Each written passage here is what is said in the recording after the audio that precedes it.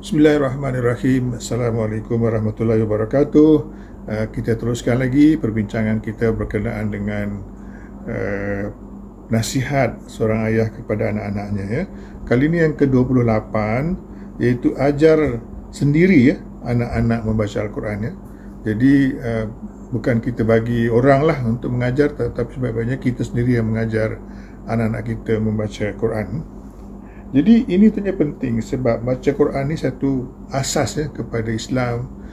Jadi bila kita ajar ni berkatnya lebih lah kan banding kalau kita orang lain kan. Dan juga keduanya dia boleh menjadi tauladan yang baik kan. Nanti anak kita akan terus juga mengamalkan tradisi untuk mengajar anak-anak mereka pula kan. Kemudian menguatkan hubungan keluarga kan, sebab kita sebagai ayah atau sebagai emak mengajar anak sendiri kan.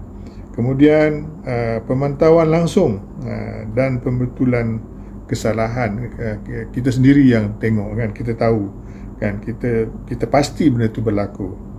Kemudian menanamkan nilai akhlak di samping kita mengajar, kita tanamkan juga nilai-nilai akhlak ya.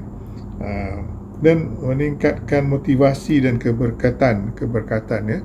Sebab bila kita mengajar anak-anak kita, lain sikit lah kan, hubungan lebih rapat ya.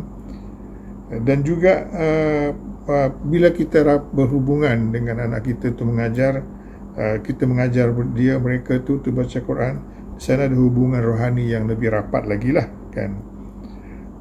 Dan juga ini merupakan persediaan kehidupan ya. So, di samping kita mengajar, sebenarnya kita tanpa kita sedari, kita telah menunjukkan contoh yang baik, menanamkan nilai kan, bahkan shaping mind kan, membentuk minda anak-anak kita dengan cerita-cerita ketika kita mengajar Quran tu kan.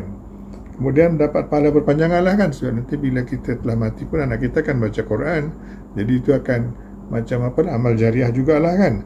Jadi teruskanlah tradisi ini untuk mengajar anak-anak sendiri untuk membaca Quran ya.